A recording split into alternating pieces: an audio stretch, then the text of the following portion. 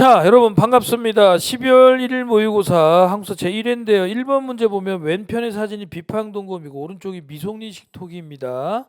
그러면 이제 둘 다 청동기 시대잖아요. 근데 선지 1번 같은 거 고르면 안 돼요. 중국과의 문화교류를 상징한다. 중국과의 문화교류는 철기 시대부터 시작되고요.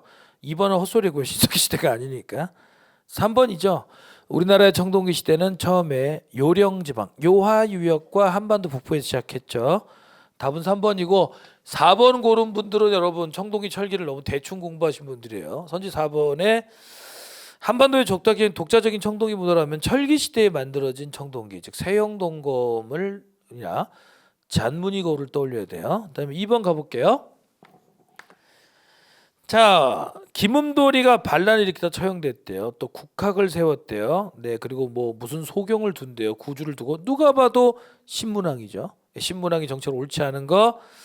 자, 1번 중국식 오묘제를 수행했다. 이거 좀 헷갈릴 거예요. 이거 마지막에 설명드릴게요. 2번 구서당 10정 맞고요. 3번 독서산품가는 신문왕이 아니고 신라 하대 초창기 왕인 원성왕 때죠. 답은 3번이고 4번도 신문왕이 못한 것 중에 하나죠. 대구로 달구벌로 수도를 옮기려고 했지만 실패했죠. 1번도 알아두세요.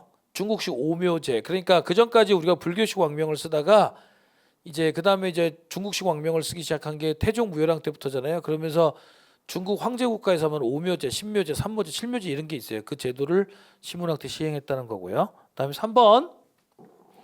자, 지도를 보시면 가가 고구려 때 비석이고 나가 신라 때 비석이에요. 그러면 가가 무슨 비석이죠? 광개토 대항등비고 다가 충주 고구려비, 그리고 나라가 신라 건데 나가 북한산비죠. 라가 창녕비가 되겠고요.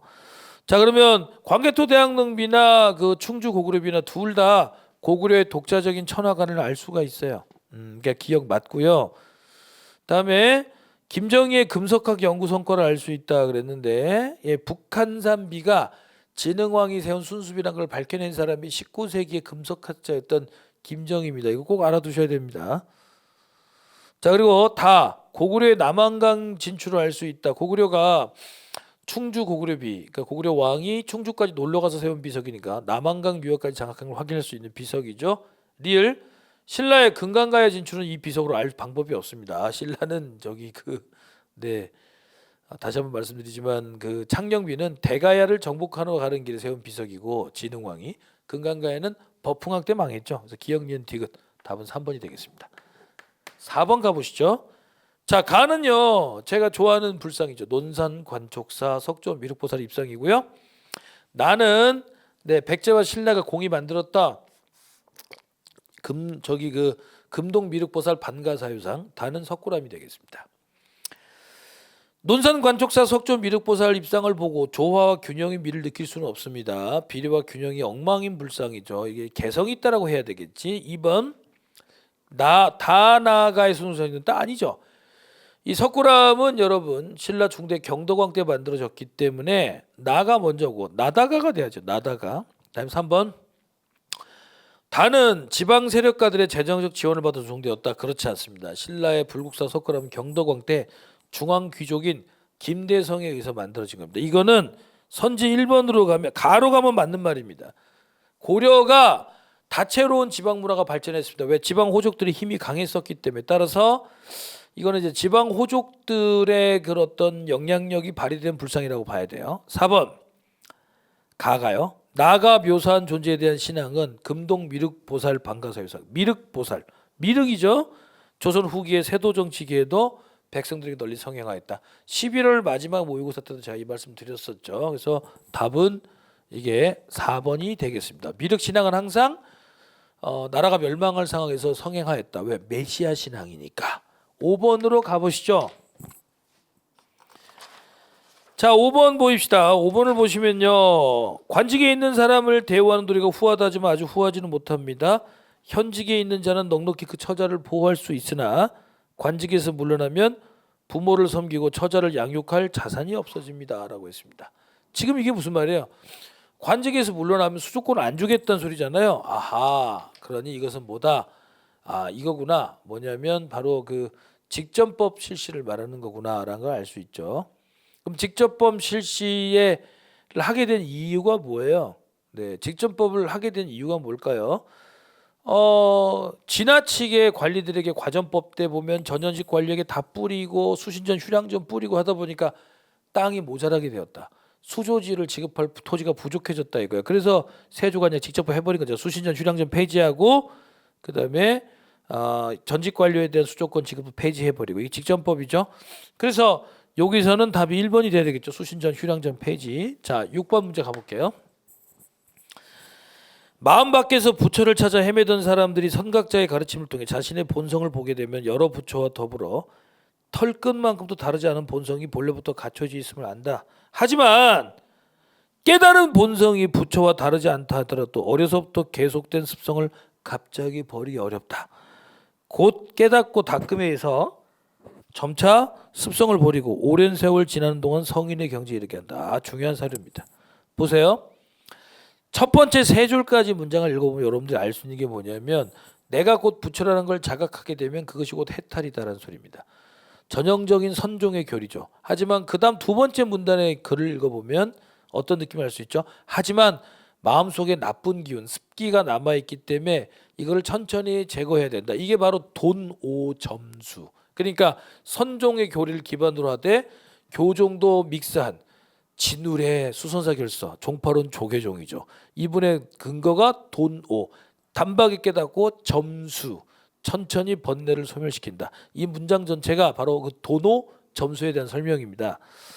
자, 그러면 여기서 우리가 그 진울을 찾아야 되는데 1번은 법화신앙이 나오면요 진울 당대에 활동했던 또 다른 불교 결사체 요새의 백년결사입니다. 이게. 그다음 2번 원간섭기 때 불교 폐단을 고치려고 했던 분은 보우입니다. 보우. 고려말 보우. 3번 잘 보세요. 이게 헷갈릴 수 있는데 교학의 수련을 바탕으로 선을 포용한다. 분명히 진울은 선종을 중심으로 교종을 통합한 사람입니다. 근데 3번을 보면 교종을 중심으로 서종을 통합하고 있죠. 바로 이 사람은 교종 중심 선종 통합을 추구했던 고려 중기의 승려 의천입니다. 4번 송강사를 본고지를 그 절도 알아야 돼요. 정해쌍수와 도노점수 선교일치 완성. 이분이 바로 진울에 대한 설명이죠. 답은 4번이 되겠습니다. 7번 문제. 신이 보건대 이들은 원래 양인이지만 여기 아주 가혹하니 조언할 때가 되면 필요한 여러 도구와 양식까지 스스로 마련하여 배를 운반해야 됩니다. 더욱이 조세를 상납할 때는 경창의 하인배들조차도 이들에게 온갖 횡포를 빕니다. 그러니까 이 사람들이 양민인데 너무 천대받고 있어. 조졸이라 그러지. 곡식 실어 나르는 사람. 신량역천. 그러면 신량역천은 어찌됐든 양민이잖아. 노비가 아니란 말이니까 1번 같은 거 고르면 안 돼요. 2번은 시전상인이죠. 상거래 종사하는 게 아니고 3번 좀 읽어볼게요. 조선의 백정도 한때 이들과 비슷한 계층에 속한 적도 있으나 다시 첨예해야 됐다. 자, 백정이라는 이름이 탄생하게 된 비밀. 원래 백정은 고려시대 일반 농민을 부르는 말이었는데 세종대왕께서 조선 초에 소돼지를 잡는 도축업자인 화척들도 양민으로 취급하자. 그래서 그들도 백정이다라고 한 거예요. 그러다 보니까 이 개념이 글로 넘어가 버렸어요. 그래서 조선 초에 잠깐 도축업자들을 양민화시키는 시도, 신량역천화시키는 시도를 했지만 결국에는 우리나라 사람들의 일반적인 그릇된 편견 때문에 다시 도축업자들이 천민화되거든요. 그래서 우리가 백정하면 천민을 상징하고 지금도 봐봐요. 궁금하면 여러분 보세요. 우리 아버지는 참 양반입니다. 이런 거. 아버지는 참 양반이세요. 아빠가 그러냐? 아버지는 참 백정이세요. 그러면 내 이놈 이러시겠지? 그러니까 이렇게 천민화되었다는 겁니다. 자, 그래서 3번이 맞고요. 네, 그다음에 4번을 보시면 이거는 누구예요? 그 임노동자 계층이잖아요. 이거 원래 뭐 조선 후기 때 농민층의 분화로 생긴 거죠. 흥부 같은 사람들이지. 8번. 자, 갑시다. 지금 모두 외인들이 서양 옷을 입고 서양 대포를 사용하고 서양 배를 탔으니 이는 모두 서양과 외가 일체입니다. 외양 일체론. 네, 최익현 선생이 강화도 조약을 반대해서 올린 상소죠. 그다음에 미국은 원래 우리가 모르던 나라입니다. 갑자기 타인의 권유로 불러들였다가 그들이 우리의 허점을 보고 어려운 청을 강요하면 어떻게 대응할 것입니까?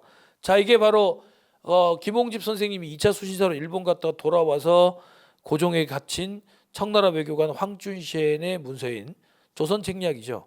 이 조선책략을 지금 반대하고 있잖아요. 미국과의 수결. 이게 이만손의 영남만인서. 그러면 여러분 간단해요. 이 사이에 일어난 일이 뭐겠어요? 4번이죠. 2차 수신사로 김홍집이 갔다가 거기서 이런 거잖아요. 9번 각성 단결 기회주의 일체 부인. 바로 국내 유일의 국내 최대 규모의 합법적인 민족 유일당이었던 1927년에서 1931년까지 활동했던 신간의 3대 강령이죠. 제가 수험생들한테 늘 강조하는 게 신간의 3대 강령은 그냥 씹어 먹어라. 그러면 포인트가 뭐다? 각성과 단결과 기회주의 부인. 여기서 말하는 기회주의는 바로 타협적 민족주의를 얘기하는 거겠죠. 자, 그러면 사실 옳은 것은 이 신간의 간부들이 민중대회 기획하다가 지도부가 구속돼서 결국에는 신간회가 해체되게 되잖아요. 1번이고 2번은 암태도는 23년, 3번에 국가총동법 38년, 그리고 비밀결사가 아니에요. 4번은 안 되고. 그러니까 2번, 3번은 왜 안 되냐면 신간의 활동 기간이 27년에서 31년 사이 들어가지가 않아요. 신간의 활동 기간이 중요해요. 맨날 그렇게 되니까. 그리고 4번은 신간회가 합법 조직이니까 말이 안 되는 소리죠. 자, 10번 갑시다. 자, 남북한을 통한 좌우 합작으로 민주주의 임시정부를 수립한다. 미소 공동위원회 속개를 요청한다. 토지를 개혁한다. 이게 그 유명한 좌우합작위원회가 발표한 좌우합작 7원칙입니다. 그래서 좌우합작위원회는 반드시 명심해야 되는 게 미국이 처음에는 한반도에 미국의 우호적인 정부를 통합 정부를 세우려고 했다. 그래서 이 중도 세력인 좌우합작위원회를 만들어주고 도와준 겁니다. 그래서 좌우합작위원회는 선지 1번처럼 미군정의 지원으로 조직되었다는 걸 항상 명심하고 기억하셔야 돼요. 2번 김구가 여기 들어가지 않은 것도 알아야 돼요. 여러 번 김규식 선생이 꼬셨습니다만 김구 선생은 들어가지 않았어요. 3번 미국은 이 시기에 이승만보다 김규식을 후원하였다. 아까 설명대로 이해되시죠? 좌우합작위원회를 이끌었던 중도 세력인 김규식과 안재홍, 중도 우파들이죠. 이 사람들에게 김규식에는 남조선 과도입법위원회 위원장 자리를 주고 요즘은 지금 국회의장이죠. 안재홍에게는 민정장관, 국무총리 자리를 줍니다. 이렇게 해서 어떻게든 이런 중도 우파를 푸시해 보려고 했어요. 그러나 결국에는 미소 냉전이 심화되고 또 미소 공동위원회가 완전히 결렬되면서 미국도 북한을 포기하게 돼요. 자, 그러면서 좀 더 극우적이고 반공적이었던 이승만 등이 이제 부각되게 된 거죠. 4번 왜 틀렸을까요? 좌우합작위원회 활동 시기를 제가 여쭤보는 겁니다. 1차 미소 공동위원회와 2차 미소 공동위원회 사이에 활동했던 조직입니다. 따라서 다시 속개 미소 공동위원회는 2차가 개최됩니다. 물론 여기서 큰 성과를 거두지 못했지만 다시 한 번 더 좌우합작위원회는 1차 미소 공동위원회와 2차 미소 공동위원회 사이에 활동했던 조직이라는 걸 명심하시면 되겠습니다. 답은 4번입니다.